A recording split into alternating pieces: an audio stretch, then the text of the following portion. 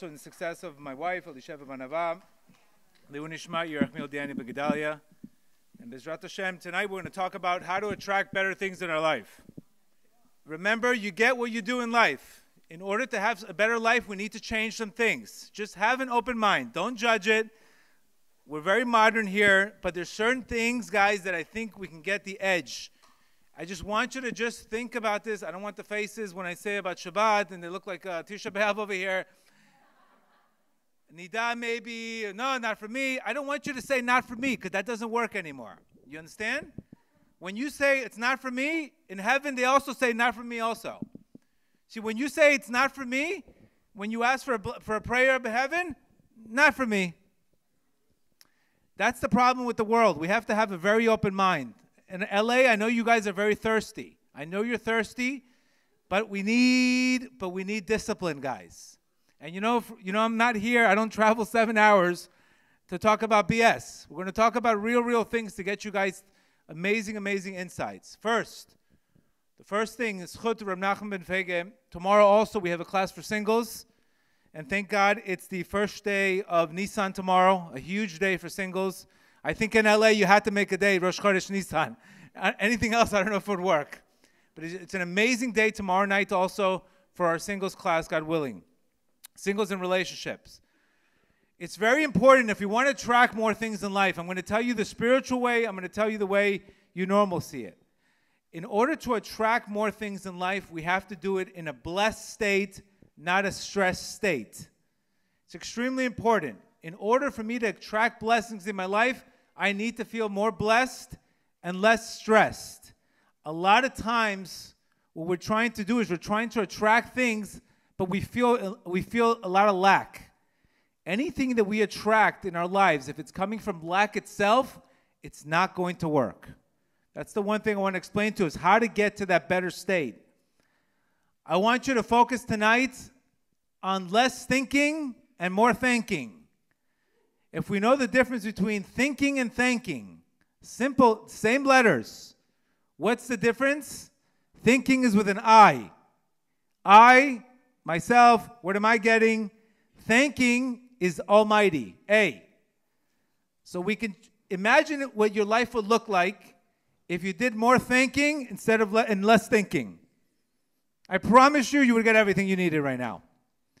But the problem is we're doing very little thinking and a lot of thinking. And the thinking is getting you nowhere. There's times in life where you see things that are not working out. It's not to go figure it out with your brain and to chase it more. It's time to go into massive gratitude. And this is extremely important because thinking is with your head. Thinking is with your heart.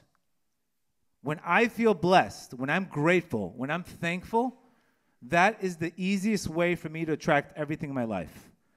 The I focuses on me, and what is too much of accumulation of thinking about self?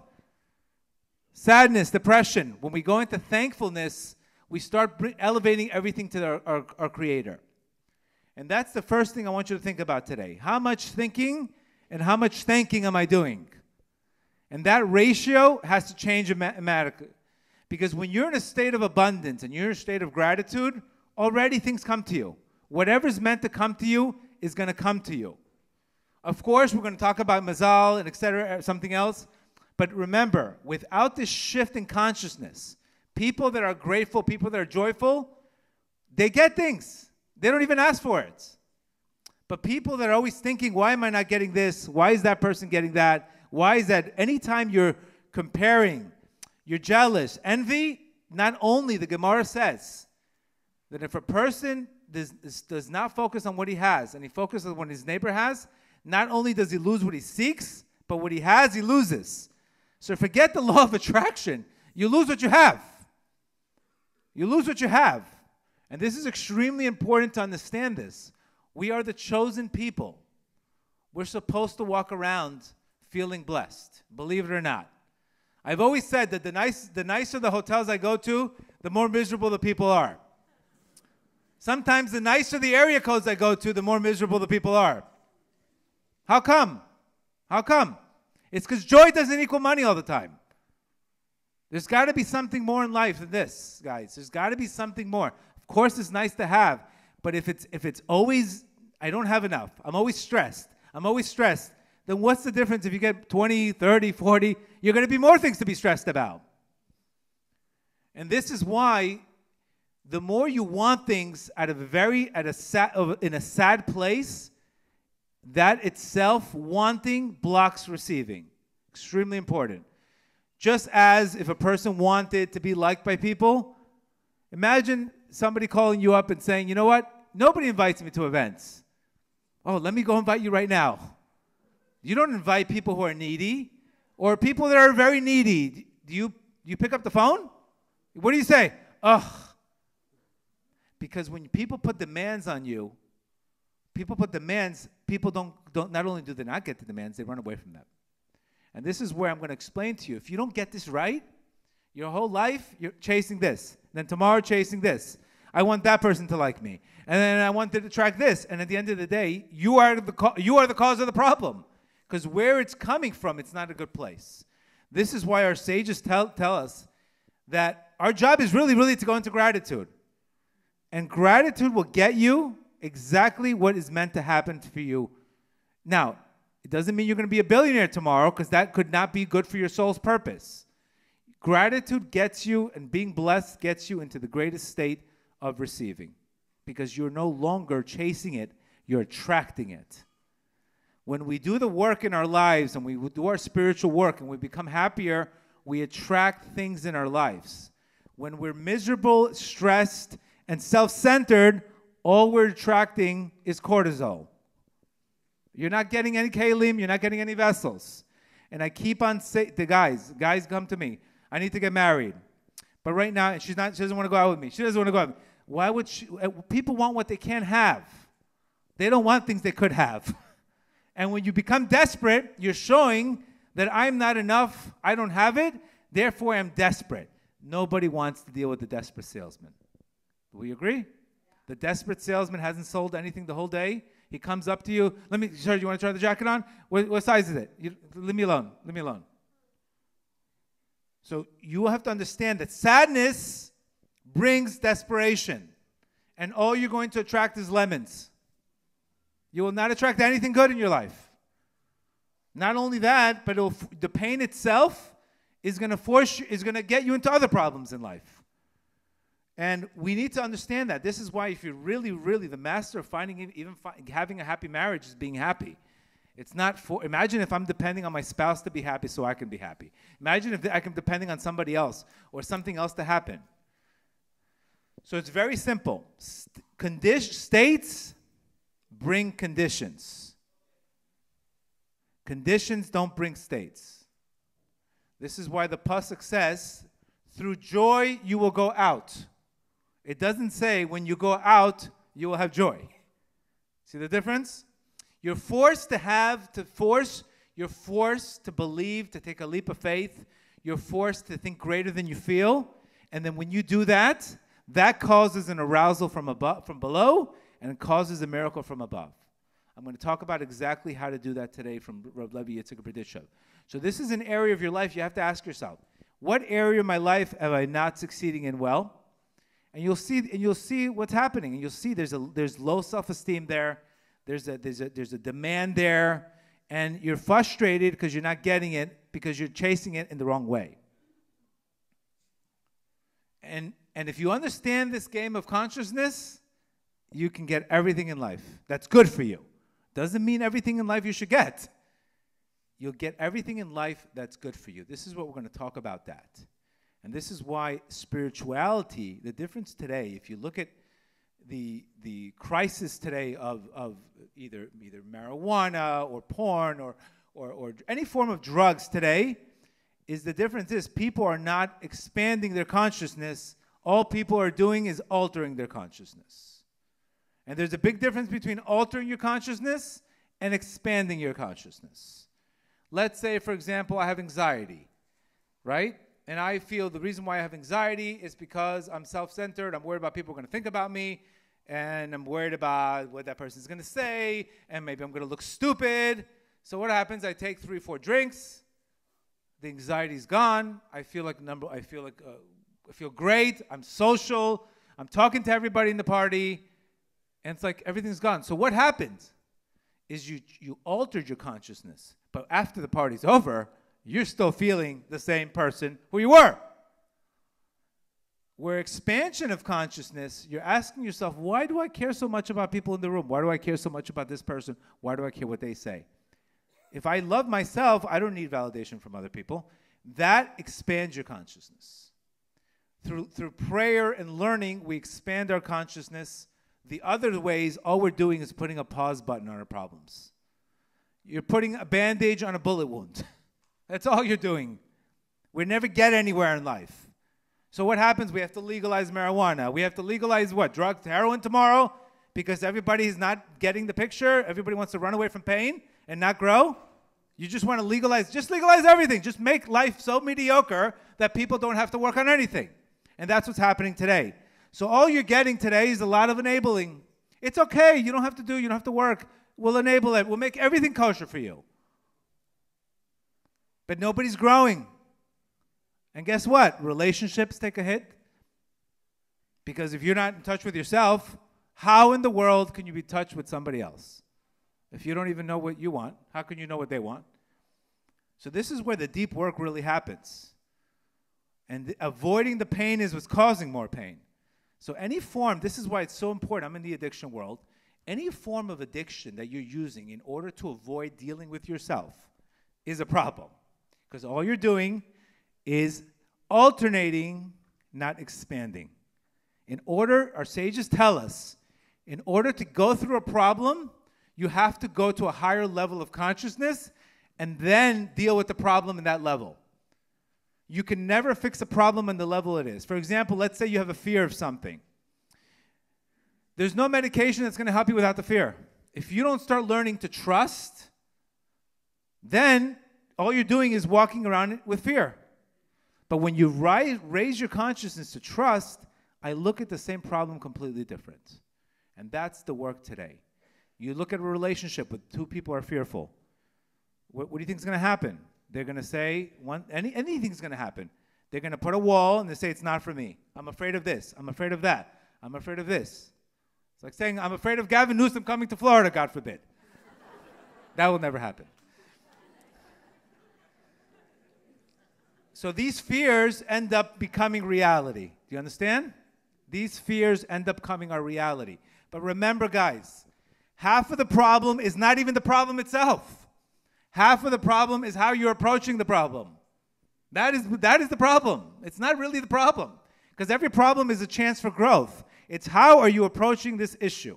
How are you approaching this situation? How am I approaching this soulmate situation? How am I approaching this money situation? How am I approaching this validation issue? That is the problem. If you don't fix it in that, then all you're doing is just, it doesn't matter if it's a new guy, a desperate salesman. If you have a Chinese customer, American customer, it's the same thing. What's the difference?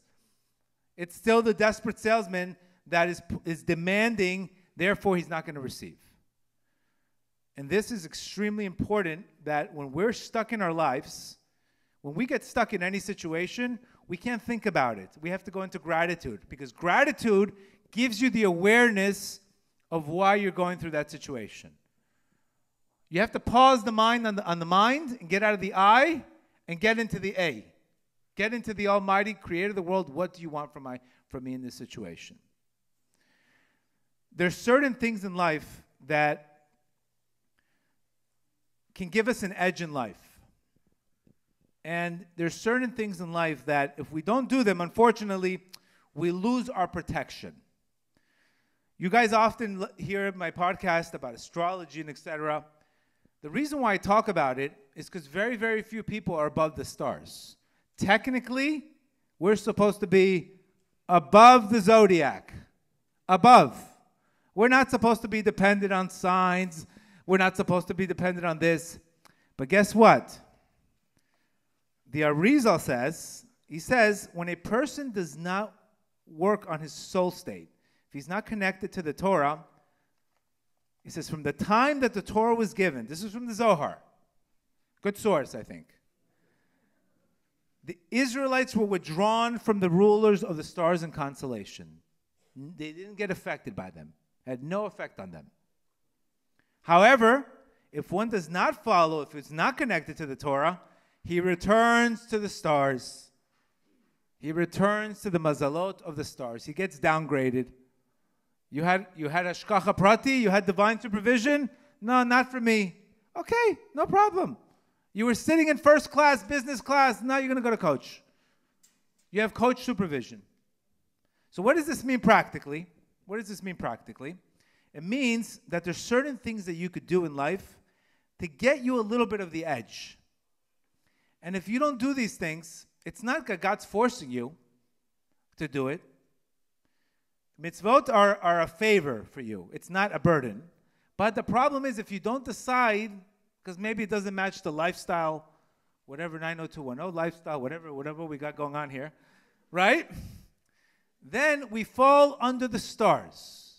And that's a problem. Because then you're just as good as any Joe Schmo in the room or in the world. You're no better. That means mazal comes from a very, very high place. But as Jews, we could change it. We can actually make it for the better. And we could change the mazalot. A person can change his mazal, where it's not available in many nations. A person can have mazal to be very rich, because it's above nature. But how in the world can I get to a position where I also can get that edge? And where do you know this? You know this exactly from where? The Greeks. The Greeks, what did they want to do? Just like the Colosseum we have in LA, they have their own Colosseum. The Greeks wanted to do 3 things to knock people out. Because he says, listen, there's 7 planets. 3 of them are not favorable. That means three planets can have a very, very negative effect on a person. Okay? And again, my source, this is from the Ari HaKadosh. These are from our sages. He's saying there's 3 planets that have a very negative effect. The first one is, this is from the Me'oranayim. Saturn, Mars, and the Moon. That means these 3 planets have a negative aspect. Saturn represents Shabbat. Saturn. The Greeks purposely told the Jews, listen, I don't care if they learn Torah as long as they have no connection. If they have a connection, then we have a problem. Like I said before, you could be Jewish but not have the Shekhinah on you. Okay?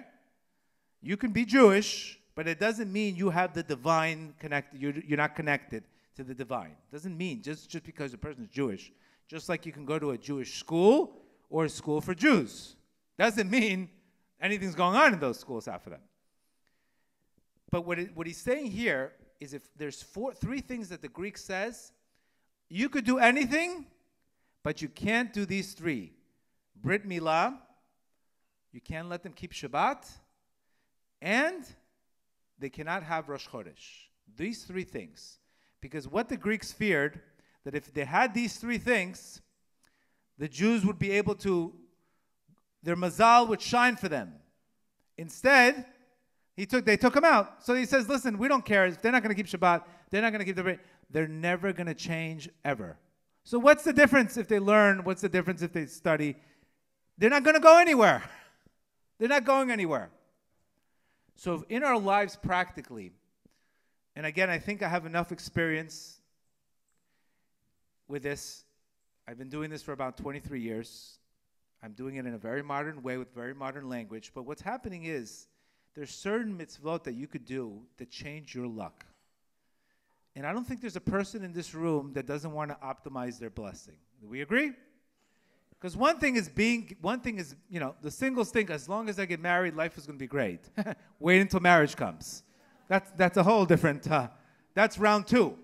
Like Creed 1, Creed 2, Creed 3, there's another sequel. Then the kids, it's just one thing after the other.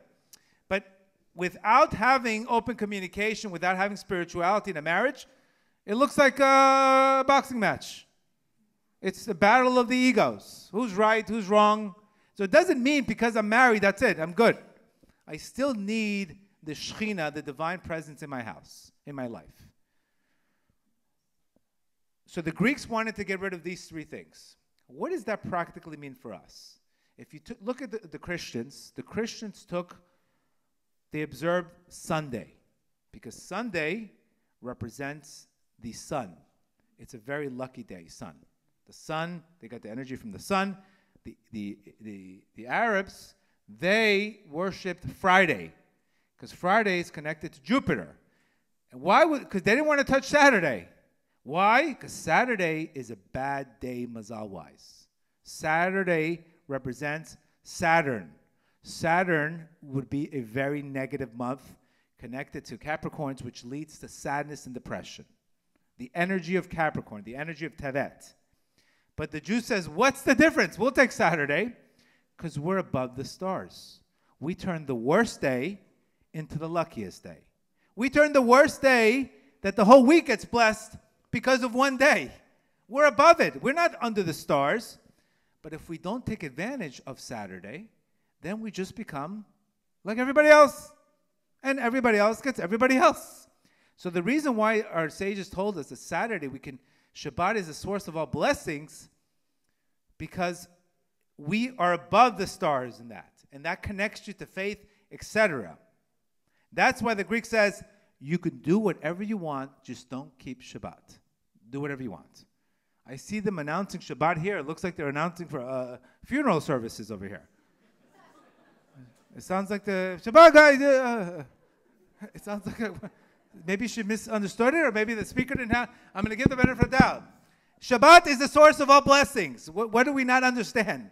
Otherwise, you become just like the Greeks. That's it. You have Saturn. That's your day. Saturday used to be such a bad day. People used to call it Black Sabbath. People would die on that day because the energy was so bad. We heard the band Black Sabbath? Where do you think it came from? And the Greek says, if they don't keep Shabbat, don't worry, they're not going to do anything. They're not going to grow. Everything's going to stay the same. See, you should know from your enemy exactly what your enemy wants. You should know exactly and don't think Greece is today. It's the modern day what we're dealing with, guys, in life. What do you think we're dealing with? This is the Greece today. You got the Colosseum here. It's no difference. What's the next thing they said? You cannot circumcise them. No Brit Milah. Why? Because if a person keeps the Brit, he's above, he's connected. And the woman, they couldn't keep Nidah. Because again, if you don't have Nidah and you don't have Shmirat Brit, you lose family purity. That relationship is going nowhere. Why? Because it's connected to Mars. Mars, the negative aspect of Mars, is anger. Mars is not a good month. It could be channeled for the good, but if it's not, it becomes a negative month. It has a negative effect. We try to channel it. We're taking the same thing and we're living above it. So women, when they keep Nidah, their marriages can do better because they're not under the influence of Mars itself. When the man keeps his Brit, his mazal changes. That's why Motzi Zelavata, mazal. His mazal changes. And what happens when your mazal change? Everything goes in flow. Mazal means lenotzech, to flow. You know, how many times do we say things are not flowing? It's the mazalot that's not flowing. We need to open up the mazalot. We don't need to find new jobs. We need to find the mazalot. We need to do something to reconnect us. And the last one is Rosh Chodesh. They said no Rosh Chodesh, because Rosh Chodesh represents renewal. What the Greeks wanted you to do is they wanted you to live in a circle. How are you doing? Same thing every day. There was no concept of, the Greeks wanted you to believe what happened in the past is going to happen in the present, and you can't do anything about it. What is Rosh Chodesh? The opposite. What does Rosh Chodesh represent? Renewal. Every day I can renew myself. Every day I can renew myself. That is the energy of Rosh Chodesh, where I could say, God, rechange the world tomorrow. My relationship could get better tomorrow. My marriage can get better tomorrow. My parnas can get better. It's the hope of renewal. They said, no Rosh Chodesh, you can't do that. But you could do everything else. You could do everything else but those three. You should learn from those three how they knew how to manipulate the mazalot, and they knew nothing's going to flow for them. Therefore, give it to them. They're not going to do it. They're going to become just like the Hellenists. And little by little, it's going to be over. And that, guys, is the story of our lives. I hate to make it so blunt today, but there has to be something else here, guys, that you have to think about. You're not letting the flow. Now, I understand you could struggle with Shabbat, you could struggle with keeping the bread, but if you want openings, you have to sacrifice a little bit. I mean, you're taking days where it's the best day of the week, where you have the most chances of blessing, and you don't have to do anything. No, I want to work. I want to be busy on my phone. The whole purpose of life is to be free, not to be a slave. That means if we cannot live one day without the stupid phone in our face, we're not free. We are not free, by the way. Being free means I don't need anything. I'm in present. I'm in the moment. And the reason why people eat, they have to take a picture of the food. You can't eat and digest. You can't even eat and somebody has to approve the picture of the phone. You can't even eat without somebody giving you a like. That's not enough anymore. Tomorrow they're going to do pictures of people in the bathroom. I mean, when they flush, what's next? Guys, we're suffering from a lack of presence. There's no presence anymore, guys. Nobody's in the moment. Nobody's in the moment. There's no moments. Relationships, this one's on the phone, that one. Kids, phone, this one. We're losing relationships, guys. And this is why we're in such a crisis relationships. There's no presence. If you're not present, how could you have a relationship? There's no relationship. What are you doing? Busy chasing. What are you doing? I'm busy. What are you busy doing? I don't know, just busy. So you wonder why relationships take such a hit today and why we're in the world that we're in today. So should just that affect itself, that you should say, hey, you know what, maybe let me open-minded. You know, if I'm about to get married, let me consider this nida thing. Even Andrew Huberman's telling you the odds are better when you keep nida. There's more excitement in the relationship. Why are we so against? Why do we think we know everything? Why do we think? Because our parents told us? What do they know at the end of the day? They know everything? They don't. I always say, Persian mothers sometimes, they throw more red flags than in a soccer game. How about this girl? Red flag. I said, if you would be in the World Cup, there would be no World Cup anymore. Everybody would be out. You can't build families on judgment. Everything's no good. Too much judgment. Not even the referees, at least they throw a yellow card. This is red card, no good. We got to open up, guys. We got to open up. We're not dinosaurs anymore. You have to understand today, judge less, open up. It's extremely important. I cannot tell you how many marriages I have personally seen, beautiful couples screwed up by parents. Screwed up. And now the girl's 38. First she was 31. So this is real stuff. We're not, guys, there's no more Blockbuster moments here anymore. There's no more Blockbuster tapes. You see Blockbuster tapes? Things change. You have to be more open-minded. You have to be more accepting. We're not telling you to go marry a Moroccan tomorrow, but I'm just kidding. I love Moroccans. But be more open-minded. Too much judgment. I said, if I get it through your parents, that's it. He's not going to get through the parents. It was easier for me to get to Uman from Moldova than to get you guys approved. So this is the problem, guys. The problem in our lives is when ego and kavod become the number one thing that you're pursuing, everything else is going to take a hit. Because we're supposed to be here to give kavod to God, not to give kavod to ourselves. And the more you want kavod for yourself, the more God's going to say, I'm not interested in this person. Because you're here, you are not God. You don't need the kavod.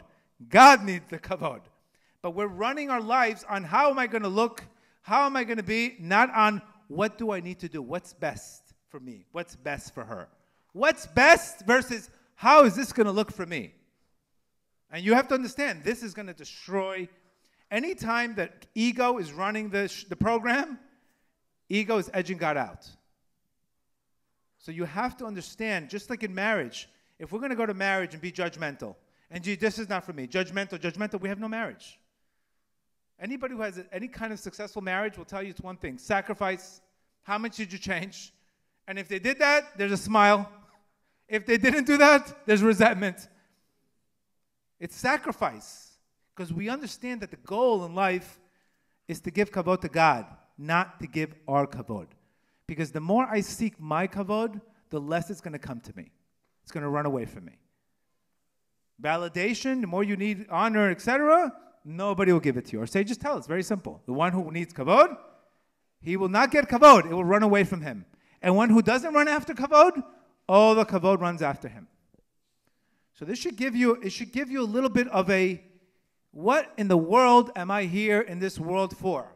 To give kavod to my Creator. To lift the Shekhinah off the ground. That's what I'm here for. I'm not here, and this is why people are so miserable, guys. This is the reason why. Because the ego, there's never enough. There's never enough. Never enough this, never enough this, never enough that. But once you start recognizing you're in a soul state, you don't chase it. You attract it. Even to the point where we're about to celebrate Passover, that the Jews left Passover with great wealth. You know why? It was given to them.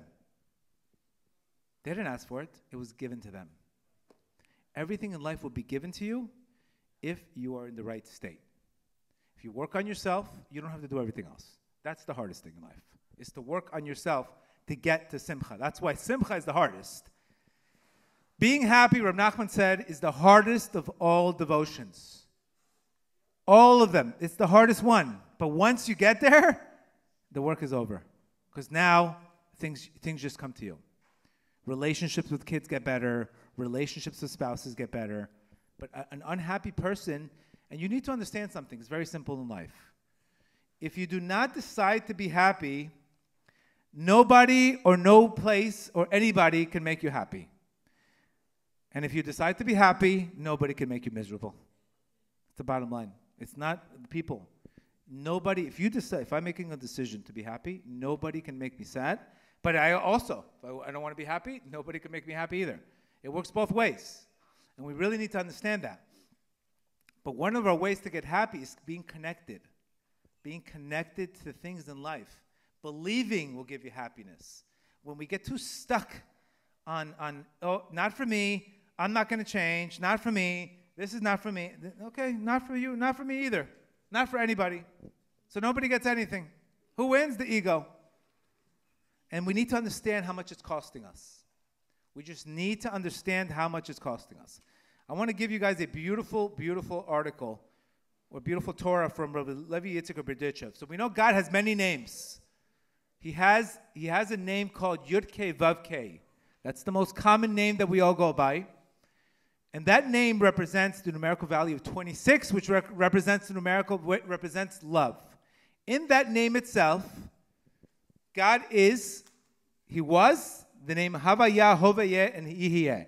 He was, He is, and He will be. What that name is telling you is God is above time and place. Sometimes we think a miracle has to be in a certain place and a certain time. If the higher level of consciousness you're in, time doesn't even exist. Time only exists when we're small. That means when you're feeling happy, time flies. You're on a good day, time flies. You're on a bad day, time takes forever. Correct? If you're connected to spiritually, time won't bother you. But if not, you're going to think this is going to be forever. So what he's saying here is any salvation that we have is already there. It's already there. That means God gives us all a specific lack. A marriage, financially, etc. He gives us lacks in our lives. But how in the world do I bring that that means if something already exists, how do I physically bring it from the future into the potential? And what he's saying here, we wait for our salvations. God exists above time. Rav Levi Yitzchak Berditchev says, faith. Faith is a channel for all bounty and blessings. When a person has faith, what he does is he draws the future into the present moment. So any situation where you're dealing with in life, your job is not to figure it out. Your job is to believe in it. Do you understand? Your mind is always going to tell you what's wrong. But if you walked around with faith, this is why I always say, don't fake it till you make it. Faith it till you make it. When you faith it till you make it, you believe that you're worthy of receiving that blessing. And many of us don't do this because we don't believe that it's going to work. So we'd rather not try. So this is where you see today that so much of a problem we have with faith. Because we're so scared to do it because we fear we're going to be let down. So we don't do it. And he's saying here, Rav Levi Yitzchak, he's saying there's a pasuk that says, Leolam Hashem debracha nitzvah v'shamayim. Master of the world, your promises have already been fulfilled, but they only exist in a realm of potential. It's already promised. The couple meeting together, it's already promised it's going to happen. But they have to believe in it. It's not that you're not getting the opportunities. It's you don't believe in the opportunity. Because if we have not surrendered the fear, if we not surrendered the I don't believe, the unworthiness, then what happens? You're going to say, it's not going to come in. And that's the problem today. We're struggling today believing in things. We're struggling to believe in it. We'll believe in fake news. That we'll believe in. But you won't believe in the ability that you could draw something down. This is why I specifically always say, throw parties to celebrate in advance. That is called being bold. When you could say, I believe it's going to happen, I'm going to go buy a wedding dress, and I'm going to act like a bride. Then it comes. What's so funny here? What's so funny about faith, guys? Why are we so stuck? I can go down the hall, people in the street, and they'll say hallelujah, but you guys, I don't know how it's going to work. Do you understand the problem, guys? You have to believe. I can only make you believe in yourself, but I cannot create the miracle for you. But when I see the faith, yes, you have to believe in the power of faith. I've used it thousands of times. That means when you believe something to happen, why would God not want to give it to you? Think about why would God not want you to be married? Why would God not want you to do it? Because you have a vision of your Creator as stingy. You have a vision of your Creator as stingy. He's denying me. So you know what? If he's denying me, I don't want to bother him.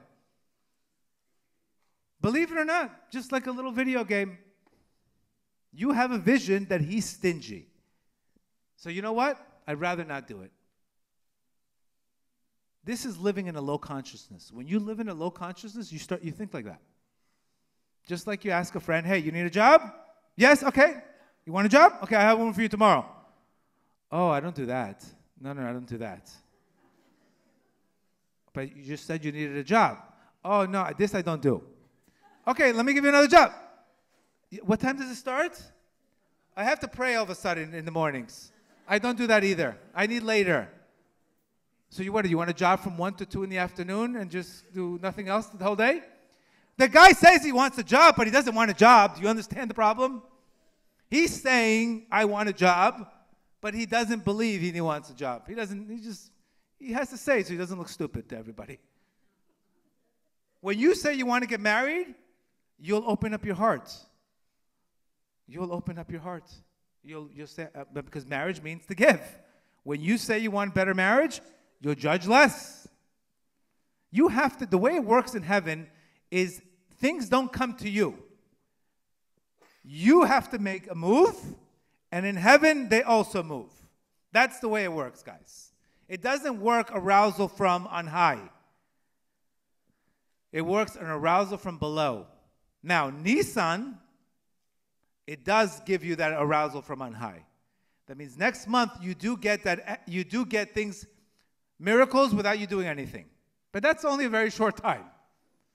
Nissan, you do get miracles from on high without any arousal from below that much. But this is where you have to ask yourself, what are we going to change? When am I going to take one day to day one? When? When are we going to say, I want it, you know what? I'll pick one from the list. I'll decide to live a life of presence. I'll try Shabbat. Even try Shabbat for 4 hours, 5 hours. But don't say it's not for me. Every time I hear the word not for me, I click the phone. Click. Click. Oh, no signal. Not for me. This phone call is going nowhere. Oh, I lost battery. Not for me either. Because nothing happens in life without sacrifice or change. And you guys have seen that already. You've seen that already. It's not something new that I don't know. But you have to be open-minded that if you want to live above the zodiac, you want to live above, you want the mazal to flow, then you got to do something. You got to do something. Why do you think with the guys that talk about 40-day challenges all day long? Because the mazal is not working. I'm working with 10% mazal. What do you want to happen if I'm working with 10% potential? If I'm working with 10% potential, what are the odds of getting him converted to his wife? But if I get him to 70% potential, then we have a shot. But I'm going to waste my time with 10% potential when I know it's going to 9 out of 10 not work out? This is why I'm stressing so much about this, because I know it's not going to work out. So what am I going to waste my time? But you have to be open-minded. You have to be open-minded. All of these things are there. It's all there, but you have to connect. And this is what, when you have faith, we were created, according to Rabbi Natan, he says the whole purpose of existence is for you to have faith. That's the whole purpose of existence, is for you to come into this dark world and think greater than the current circumstances. That's what you were created for, to be able to rise above life. Heavy life, live a light world in a heavy life. This is what faith allows you to do. It allows you to see beyond the current situations and say, you know what, there's got to be a silver lining here. I'm not seeing this right. I'm just going to go into faith.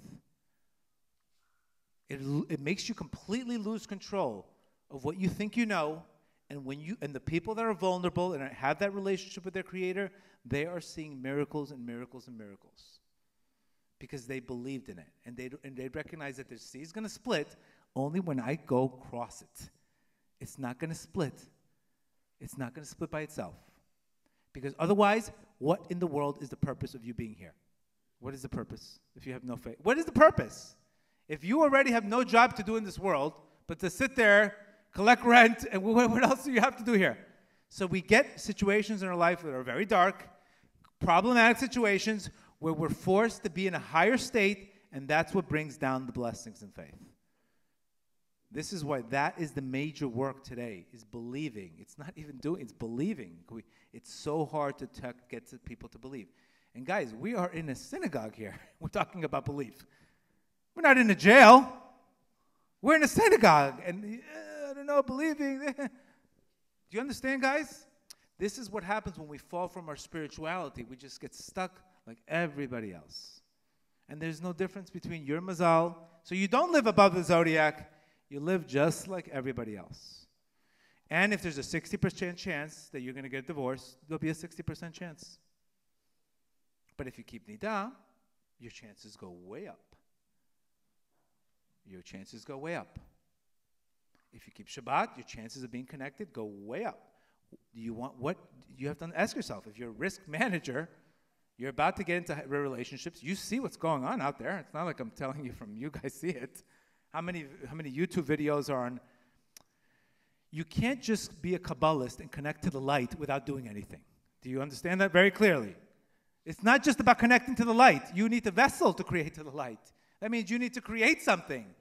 Connect to the light. Okay, maybe they forgot to pay the bill. There's no more light?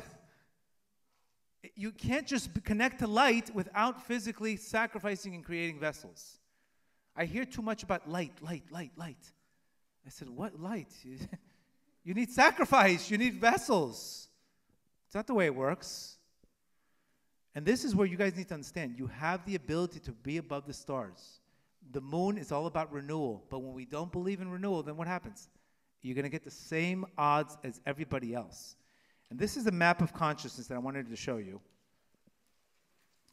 If you look at the map of consciousness, basically,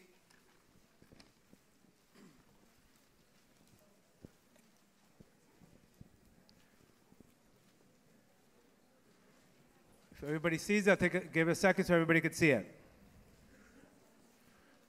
You should also know that your level of consciousness is also your level of energy.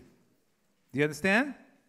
Your level of consciousness is also your level of energy. That means your physical weakness, that means your body. The energy level you have is also based. Let me ask you guys, when's the last time you were living in fear? How much energy did you have those days?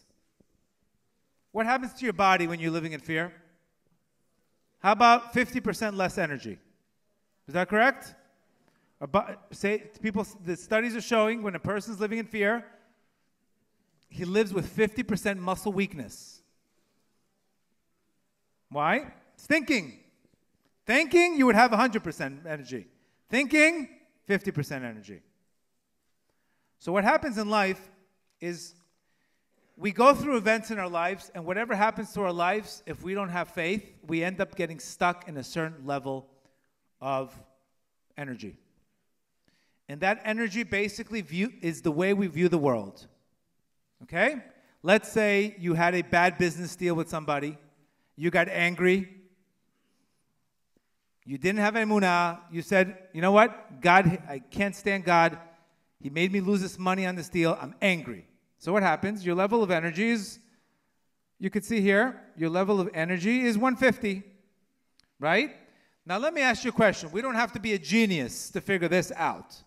But if I'm holding on to anger, how easy am I going to get upset over every little thing? Right?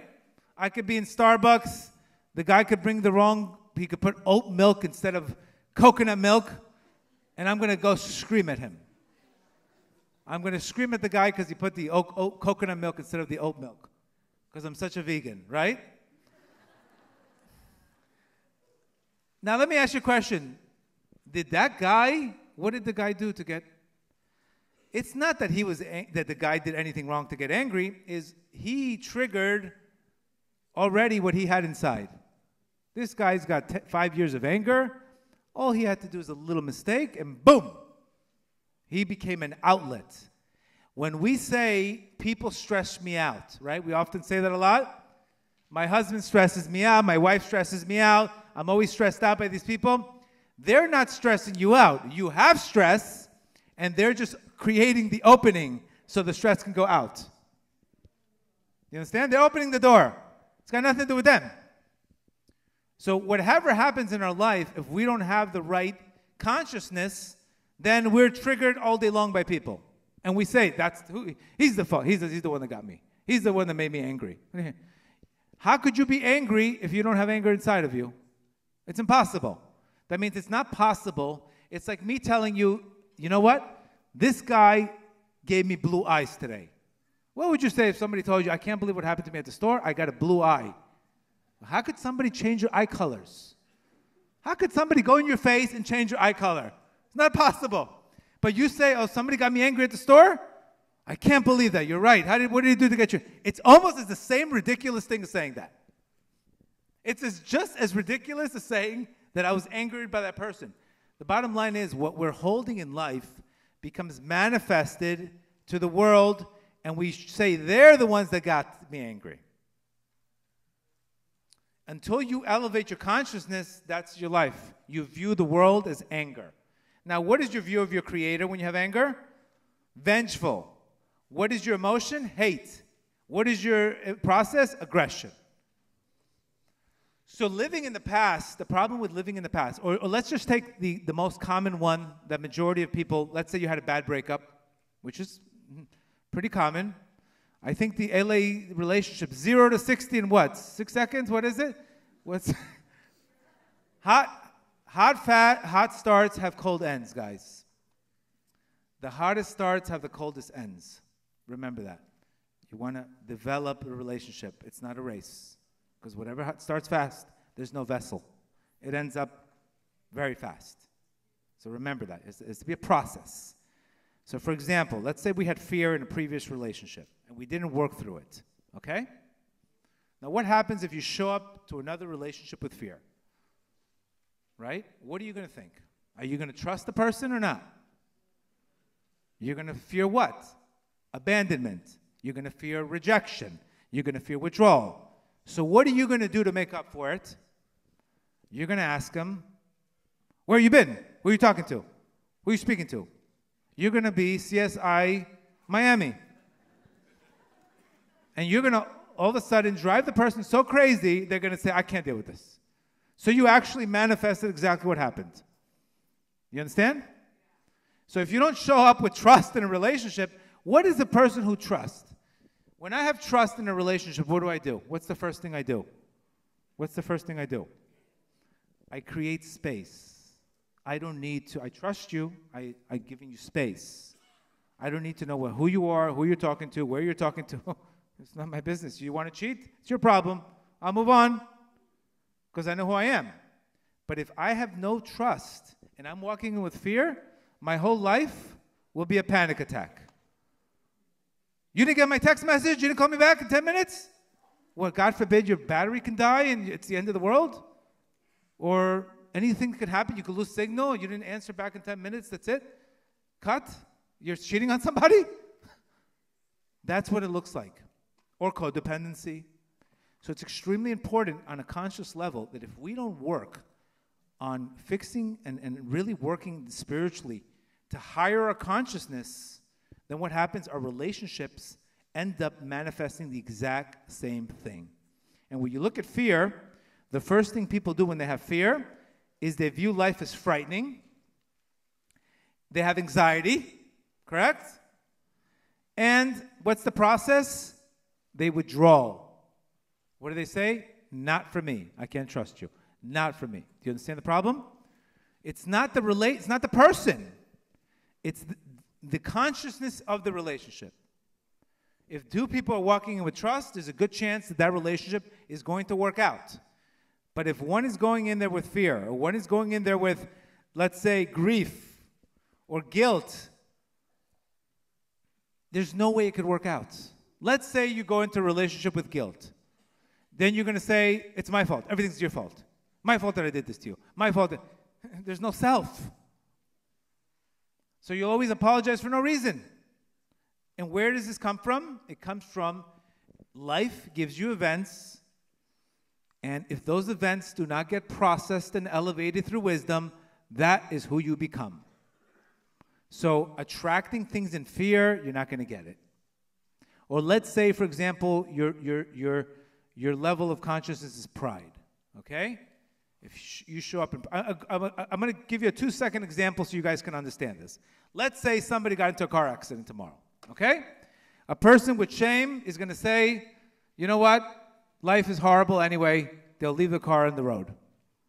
A person with guilt, he's going to say, I got into an accident because I did something wrong. God's punishing me. Automatically. He'll say that. Let's say the guy's living with apathy. Who cares about life? I don't need a car. I don't need a job. I don't need anything. His apathy, I don't need anything. Who cares? Nothing's mean as anything anyway. Let's say you're living with grief. What are you going to say? Life is a big accident. Let's say you're living with fear. What are you going to say? Oh my God, my insurance is going to go up. My insurance is going to go up. I'm going to get canceled. I'm not going to have a car. I'm going to have to move out. Blah, blah, blah, blah, blah, blah, blah, blah. How about if you're living with desire? What are you going to say?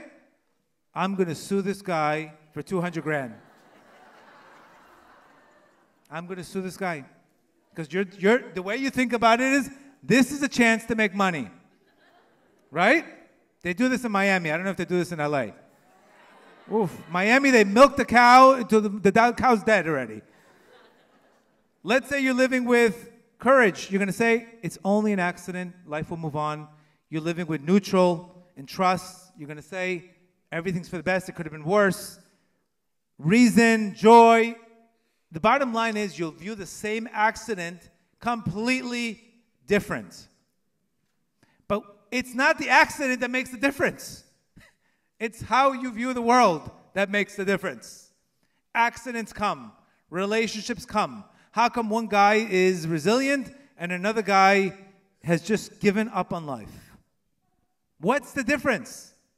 It's his consciousness. And we have to grow our consciousness through prayer and study.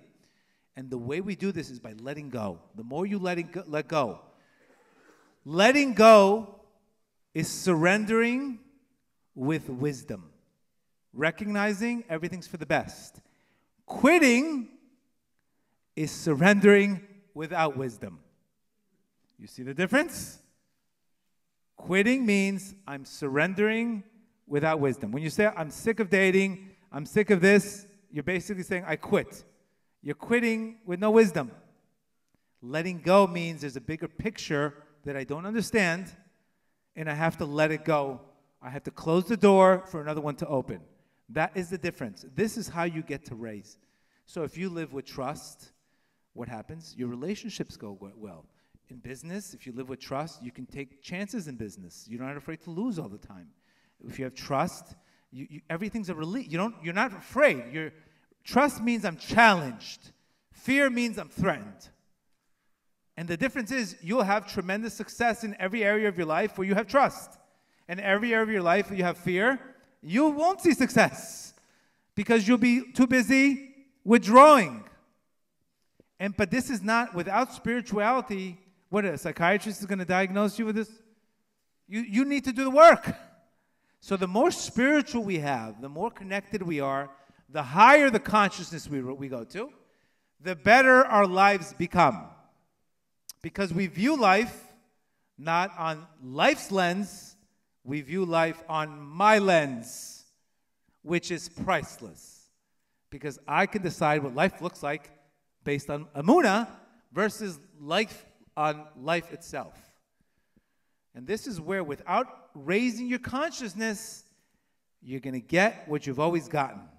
Because this is exactly why our Creator puts us through so many tests over and over. Why does He do this to us? He's picking on you to give you attention to say, don't you see the same problem over and over again? Don't you see the pattern over and over again? Over and over again? Don't you see that when you're telling me this relationship is toxic, that relationship is toxic, this one's toxic, can everything be toxic? Or maybe you're just taking things way too damn personal. And this is a problem. Because if we don't change on a conscious level, and consciousness in Hebrew is called dat. And our sages tell us something very simple. If you have dat, you have everything. You have perspective. If you don't have dat, you don't have anything. And your level of handling a challenge, well or not, is what consciousness you're living in. Now, what people do today, they want to skip the process. You know what they want to do? They want to take drugs. So what does drugs do? All of a sudden, I go from a 40, a 50 level of energy to all of a sudden love. People on ecstasy. Who wouldn't want to go from 30 to, 540 in 1 minute? But guess what? Who wouldn't? How could you tell them not to take it? You're feeling shame, and next thing, 2 minutes later, you're on top of the world. What is happening? How did that person get to love? You know what drugs do? Is they block the ego. They block the ego. That's why people are obsessed with them. But guess what? After easy come, easy go. You didn't earn it. The whole point of therapy is going back to that place of love where you don't need anything because you're already there. So with fixing an addiction with shame, it's not going to happen. And this is why we have to do so much teshuvah, because we're always climbing up to higher levels of energy. And then when you can climb up to higher level of energy, everything changes in your life. So if you want, I can take some questions on these concepts. We're good? Good, Baruch Hashem.